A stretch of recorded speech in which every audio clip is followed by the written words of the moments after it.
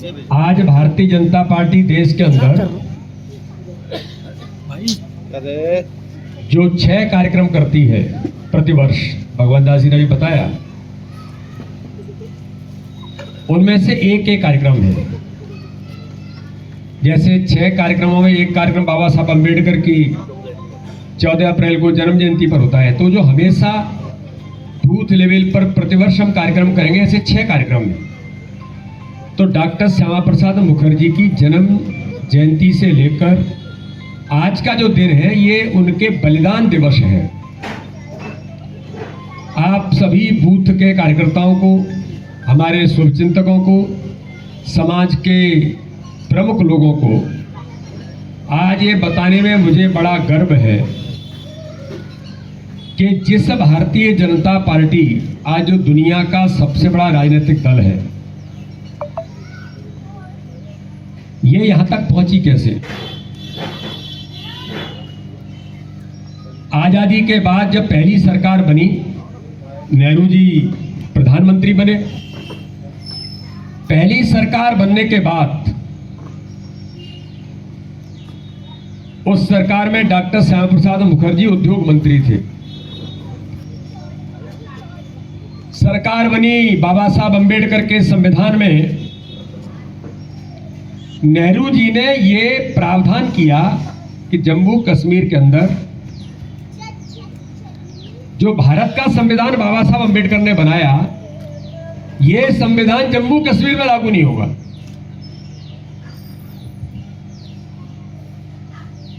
इसका अर्थ यह है कि भारत का प्रधानमंत्री अलग और जम्मू कश्मीर का प्रधानमंत्री, उसका नाम होता था वजीर आजम, वो होगा। भारत का संविधान अलग, जम्मू कश्मीर का संविधान अलग,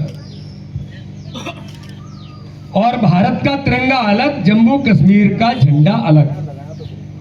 तब डॉक्टर श्यामा प्रसाद मुखर्जी ने, तब तो कोई राजनीतिक दल था नहीं, क्योंकि आंदोलन आजादी का चल रहा था, क्रांतिकारियों ने बलिदान दिया, अंग्रेजों के पैर उखड़े, पता नहीं कितने लोगों ने, कितने लोगों ने अपनी भूमिका निभाकर भारत को आजादी दिलाई। लेकिन सरकार बनी जब आजाद हो गए तब तो डॉक्टर श्यामा प्रसाद मुखर्जी ने कहा कि एक देश के अंदर 2 विधान, 2 निशान, 2 प्रधान, ये कैसे हो सकता है, ये नहीं चलेगा। और उन्होंने इस्तीफा दे दिया। लेकिन इसके पीछे में आज संत रविदास जी के मंदिर के इस प्रांगण में हम लोग आज बात कर रहे हैं। इन कांग्रेसियों से जरा पूछना चाहिए, धारा 370 में प्रावधान क्या था? केवल झंडा या प्रधानमंत्री या संविधान मात्र विषय नहीं था। धारा 370 के अंदर प्रावधान था कि जम्मू कश्मीर के अंदर जो सफाई कर्मी है, वो जिंदगी भर सफाई कर्मी ही रहेगा। ये मैं बड़ी गंभीरता से कह रहा हूं।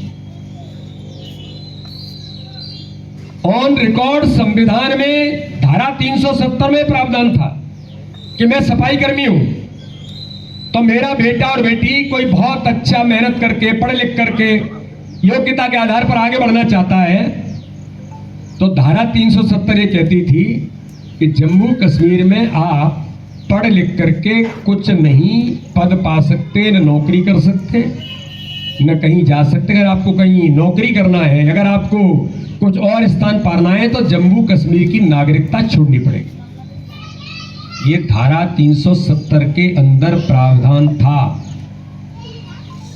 अपने भोपाल में, मध्य प्रदेश में, देश के किसी कोने में अगर कोई सफाई कर्मी का बेटा और बेटी है, अगर वो हम अपनी मेहनत करके उसे पढ़ाते लिखाते, वो कुछ ही बन जाता है। डॉक्टर भी बनता है, इंजीनियर भी बनता है, IAS भी बनते हैं, नेता भी बनता है।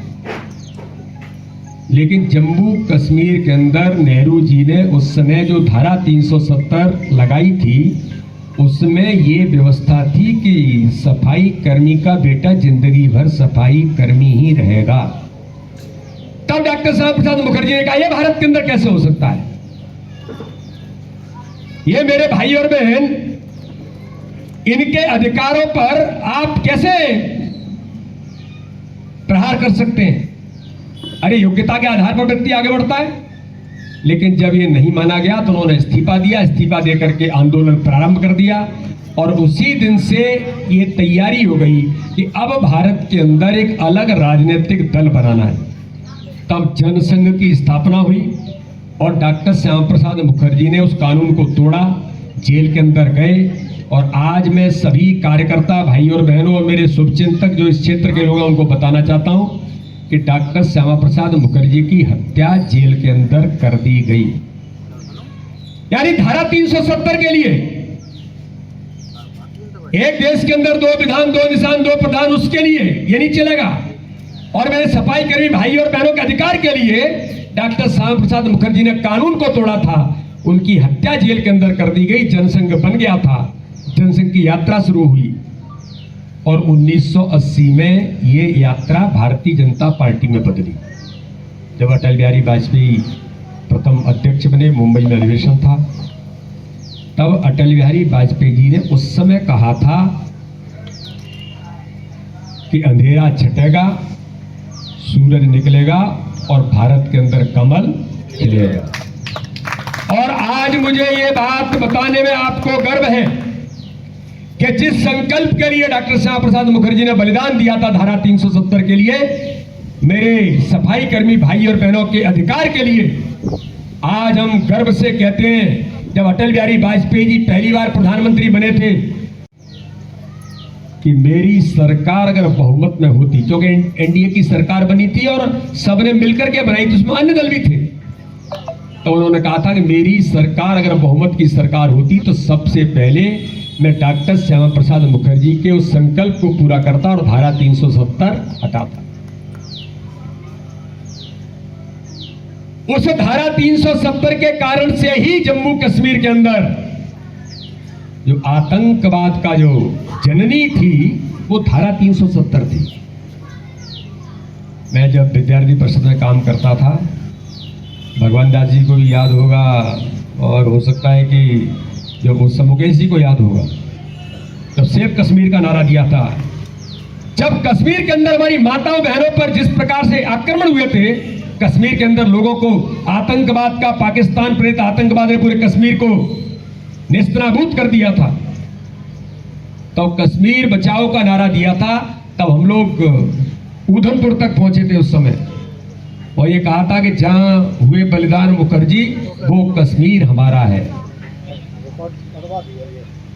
पूरे देश के कश्मीर के लोग भारत के अंदर भ्रमण किया था कि क्या हो रहा है कश्मीर के अंदर, लेकिन धारा 370 के कारण इन सारी चीजों पर लगाम नहीं लग सकती थी। लेकिन मेरे भाई और बहनों जो भारतीय जनता पार्टी के कार्यकर्ता हैं, आज उन्हें इस बात का गर्व होना चाहिए कि हमारी पार्टी जिसके हम कार्यकर्ता हैं, चाहे मैं प्रदेश अध्यक्ष हूं या सामान्य कार्यकर्ता हूं, हम उस भारतीय जनता पार्टी के कार्यकर्ता हैं जिस भारतीय जनता पार्टी जनसंघ की स्थापना के बाद भारतीय जनता पार्टी की स्थापना किस बात के लिए हुई कि देश की एकात्मता और अखंडता के। डॉक्टर श्यामा प्रसाद मुखर्जी का बलिदान किस बात के लिए हुआ? देश की एकता और अखंडता के साथ हमारे सफाई कर्मी भाई और बहनों को अधिकार संपन्न बनाने के लिए। तो हम उस भारतीय जनता पार्टी के कार्यकर्ता हैं जो बलिदान के आधार पर खड़ी की हुई है।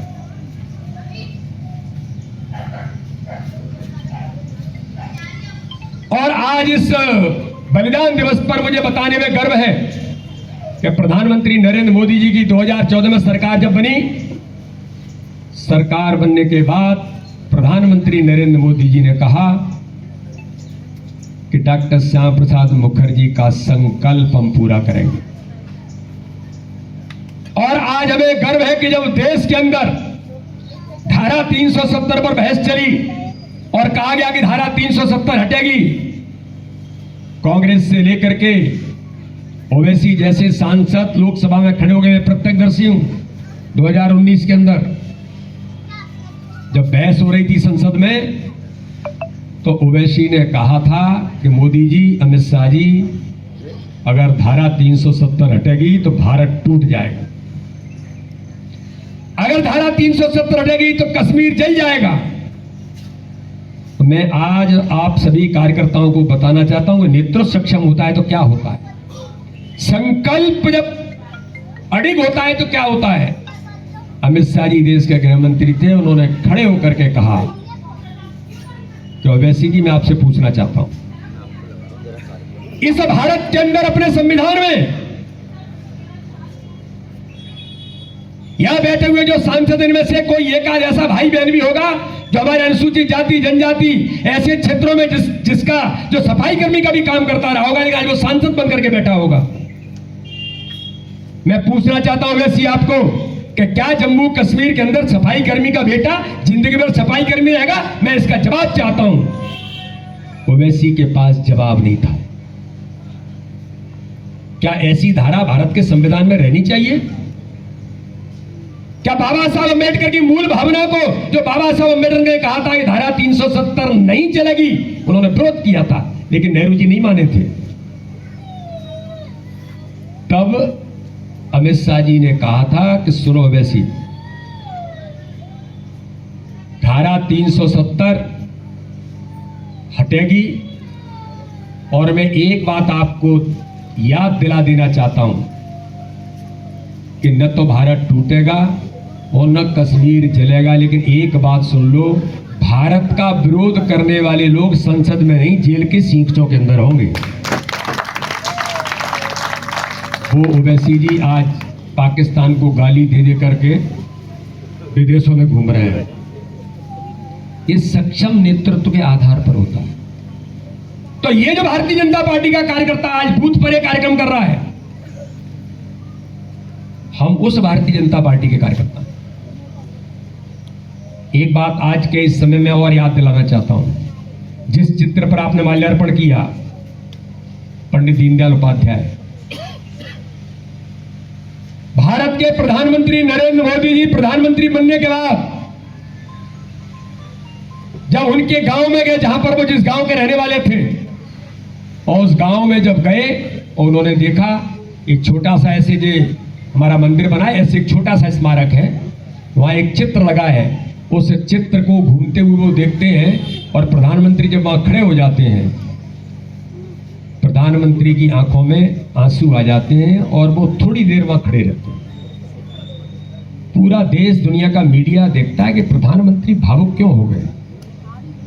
वो चित्र किसका था? मैं अपने कार्यकर्ताओं को, अपने शुभचिंतकों को बताना चाहता हूं कि भारतीय जनता पार्टी डॉक्टर श्यामा प्रसाद मुखर्जी के बलिदान से खड़ी हुई, और जो विचार भारतीय जनता पार्टी को दिया, अंत्योदय का विचार, अंतिम छोर के व्यक्ति का विकास, ये कल्पना किसी ने दी राजनीतिक क्षेत्र में, दुनिया के अंदर, भारत के अंदर नहीं, वो पंडित दीनदयाल उपाध्याय ने जो दी, जिसके आधार पर आज इस विचार पर चलते हुए आज हम दुनिया के सबसे बड़े दल बने हैं। प्रधानमंत्री देखते हैं कि ये जो चित्र है वो उस झोपड़ी का चित्र है जहां नगला चंद्रभान में पंडित दीनदयाल उपाध्याय रहते थे। प्रधानमंत्री देखते हैं कि इतना गरीब आदमी, एक झोपड़ी में रहने वाला, उसने इतना बड़ा विचार दे दिया कि दुनिया का सबसे बड़ा दल, दुनिया का सबसे बड़ा लोकतंत्र, उसका मैं प्रचंड बहुमत का जीता हुआ प्रधानमंत्री। लेकिन जब भारतीय जनता पार्टी का संकल्प होता है तो धारा 370 भी हटती है। जब संकल्प होता है तो अंत्योदय का विचार के अंतिम छोर के व्यक्ति का विकास जब होगा, ये हमारा संकल्प है। तो उसी दिन भारत के प्रधानमंत्री का संकल्प लेते हुए आपको बताना चाहता हूं, उसी दिन भारत के प्रधानमंत्री ने संकल्प लिया कि अब इस भारत के अंदर कोई गरीब झोपड़ी में नहीं रहेगा। प्रधानमंत्री आवास योजना उसी दिन से भारत के अंदर प्रारंभ हुई। ये भारतीय जनता पार्टी है, ये वो गरीब का बेटा देश का प्रधानमंत्री है। उसे पता है झोपड़ी में रहने वाले व्यक्ति का दर्द क्या होता है। कि हमारी बेटी माताएं बहनें जो बैठी हैं, मैं आज आपको बताना चाहता हूं कि भारत का प्रधानमंत्री नरेंद्र मोदी इतने गरीब घर का बेटा है कि उसकी मां दूसरों के घरों में अपने घर के पालन पोषण के लिए काम करने जाती थी। एक ऐसे परिवार का व्यक्ति भारत का प्रधानमंत्री बनता है तो वह गरीब का दर्द जानता है, गरीब के गरीबी को पहचानता है। उन्होंने कहा कोई गरीब भारत के अंदर अब झोपड़ी में नहीं रहेगा। ये पंडित दीनदयाल उपाध्याय जी का अंत्योदय का विचार कहता है। और आज हमें गर्व है कि 4 करोड़ से ऊपर परिवारों को प्रधानमंत्री ने उन्हें सर पर छत देने का काम, उसने सपने को पूरा करने का काम किया। और आगामी आने में प्रधानमंत्री आवास योजना में आगामी आने वाले समय में 3 करोड़ और भी माननीय प्रधानमंत्री ने कहा है आगामी समय में 3 करोड़ और घर देंगे। मैं एक योजना के बारे में बात नहीं करना चाहता, लंबा समय हो जाएगा। बहुत सारी योजनाएं हैं। आयुष्मान भारत, हम में से कोई बीमार हो जाता था किसी घर में, मैं तो गांव का रहने वाला, मैं तो सामान्य किसान का बेटा हूं, मैंने तो देखा है स्वयं, ये स्वयं जिया है। डॉक्टर कह दे ऑपरेशन होगा, इतना पैसा लगेगा। अगर पैसा अपने पास नहीं होता है तो अपन क्या करते हैं? उधारी लेंगे, कुछ गिरवी रखेंगे, बड़े आदमी के पास जाएंगे, भाई साहब जरूरत है। और जो गरीब आदमी होता है वो बहुत स्वाभिमानी होता है। मैंने कहा ना कि मैंने तो जिया है। और जब ये होता है तो कहता है भगवान रविदास जी जाने यार, नहीं है क्या करे, भगवान जो करेगा वो होगा।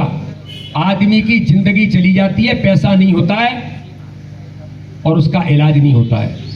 मैं पूछना चाहता हूं, ये जो झूठ और छल कपट की राजनीति करने वाले लोग हैं, इन्होंने 55 वर्षों तक इस देश पर राज किया है। इनसे पूछिए कभी उस गरीब का दर्द जिसके पास पैसा नहीं है और पैसे के अभाव में इलाज से जिंदगी चली जाती थी, आपने कभी उनके बारे में चिंता की थी? क्योंकि इन्हें गरीबी पता ही नहीं थी, इन्हें गरीबी कभी देखी ही नहीं थी। लेकिन गरीब माँ का बेटा देश का प्रधानमंत्री बनता है तो वो कहता है इस भारत के अंदर अब कोई गरीब पैसे के अभाव में इलाज से वंचित नहीं होगा। 5 लाख रुपए फ्री में इलाज कराने का अधिकार आयुष्मान भारत योजना में माननीय प्रधानमंत्री ने दिया। उज्ज्वला योजना से लेकर के प्रधानमंत्री जी ने कोरोना काल के अंदर कहा कि 5 किलो अनाज हर गरीब के घर में पहुंचाएंगे, लेकिन केवल दिखाने के लिए नहीं। कोरोना काल खत्म हो गया, लेकिन गरीब को इस बात की जरूरत है हर घर में। आज भी कितने साल हो रहे हैं? 20 से बाद आज 29 तक चलेगा। आज लगातार माननीय प्रधानमंत्री ने कहा कि योजना लगातार लागू रहेगी। हर गरीब के जीवन स्तर को कैसे बदला जाए, गरीब के जीवन में खुशी कैसे आएगी? सड़क, बिजली, पानी, ये तो है ही। हर घर को नल, हर घर को जल। माननीय प्रधानमंत्री जी ने पूरे देश के अंदर सड़क, बिजली, पानी, ये इंफ्रास्ट्रक्चर तो हो ही रहा है। बच्चों की पढ़ाई, बेटी बचाओ बेटी पढ़ाओ। आज मैं इसलिए इस बूथ के कार्यक्रम में आपको इस बात का उल्लेख करना चाहता हूं कि भारत के प्रधानमंत्री नरेंद्र मोदी जी ने गरीबी हटाने का नारा मात्र नहीं दिया, गरीबों का जीवन बदला।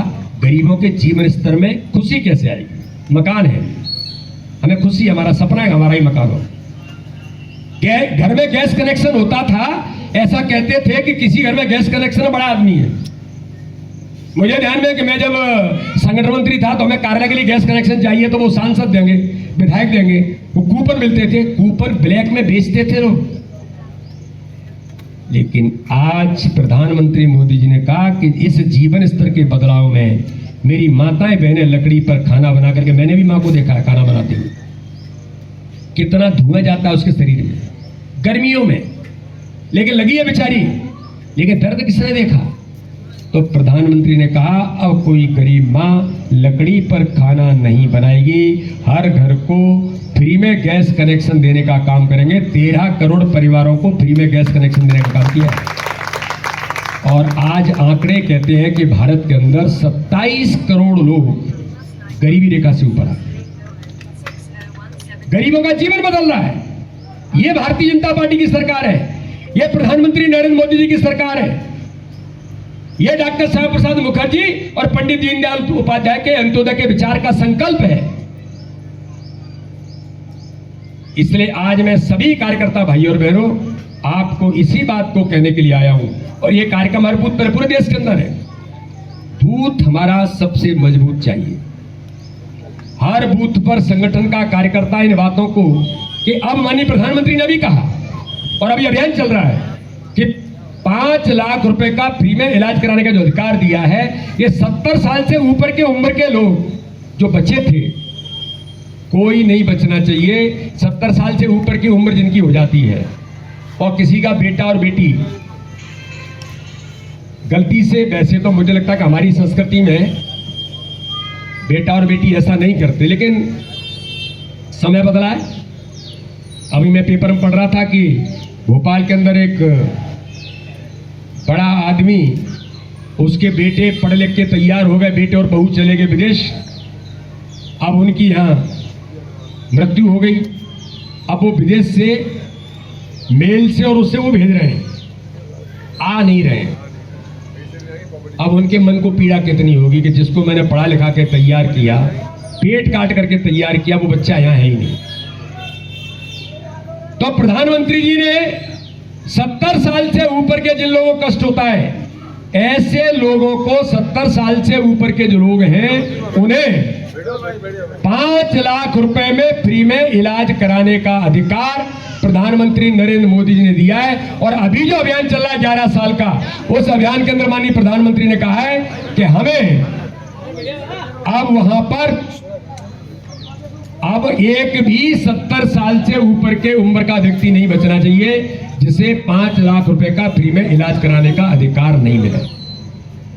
तो मैं आज अपने इस बूथ पर सभी कार्यकर्ता भाई और बहनों, आप उस भारतीय जनता पार्टी के कार्यकर्ता हैं जो बलिदान के आधार पर खड़ी की हुई है, आप उस भारतीय जनता पार्टी के विचार के कार्यकर्ता हैं जिसने गरीब घर के व्यक्ति ने ऐसे खड़ा किया है। और गरीब का बेटा देश का प्रधानमंत्री मोदी जी के नेतृत्व में भारत की विकास यात्रा आगे चल रही है। आज यही संकल्प लेकर हम सब कार्यकर्ता आगे बढ़े, इसी आशा और विश्वास के साथ बहुत बहुत धन्यवाद। जय हिंद, जय भारत।